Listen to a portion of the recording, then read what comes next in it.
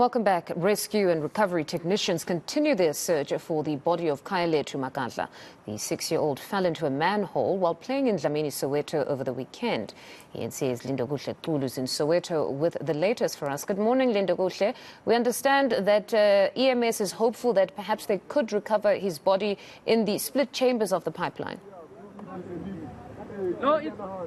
That's right. The split chamber is the main focus for EMS in terms of trying to recover the body of the 6-year-old Khayalethu Magadla, who fell into a manhole in a park in Dlamini. And what is basically happening, or what has been happening the past couple of days, was that they were checking the pipeline that is leading towards that split chamber. They need to make sure that there is no obstacle, there is no blockage before they continue their search in that particular split chamber. But what is currently happening right now, I'll show you the EMS. There are some technicians, about 3 of them, that have in fact went down this particular manhole. They are continuing with the search. This is a multi-pronged approach. We do know that there have been some unmanned boats and cameras used to check where some of the technicians cannot go, but at the same time there is also technicians that go inside if there is a possibility of going underneath there to check on some of the pipes here. But yesterday, before we ended up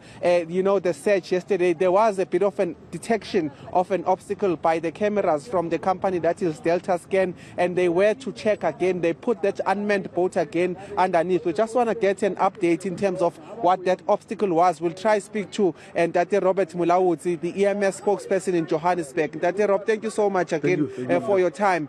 Yesterday when we last spoke, there was an obstacle that you suspected could be something that you were looking for, and you said that you would send them unmanned boats, and today you've been managed to send some of the technicians. They tell us what.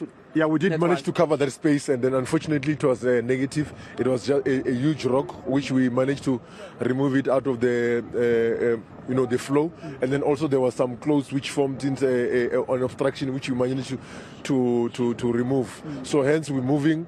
So we're gonna the technicians again from that block we cleared it. Now we're moving to another block. So they will walk up and then again walk down towards the ventilation chamber. So from here where we are, we will have another 2 main holes before we get to the ventilation chamber, hoping that maybe along the line we will be able to find something along the pipeline. Yeah, 2 more manholes to reach the ventilation chamber. The ventilation chamber, obviously, we need to explain to some of our viewers in terms of what that means. But you said that this is where many of the pipe converges and it forms one pipe that goes straight into the split chamber. Just explain the significance of that and how close we are getting, in fact, to this particular search as far as these developments are concerned. Yeah, the ventilation shaft is important, Lindo, because that is where all these lines, because these lines are coming from different areas.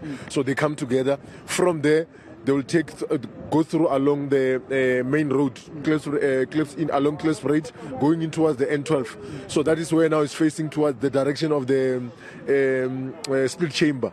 So from that ventilation shaft, you're looking at another 2 main holes before we get to the split chamber. So we are slowly getting towards after the ventilation shaft, we will have like about between 2 and 3 main holes before we get into the split chamber. So we're hoping that along this pipeline in the next 5 main holes which you're going to cover, maybe we might find something positive for us, because now the water levels are much more higher.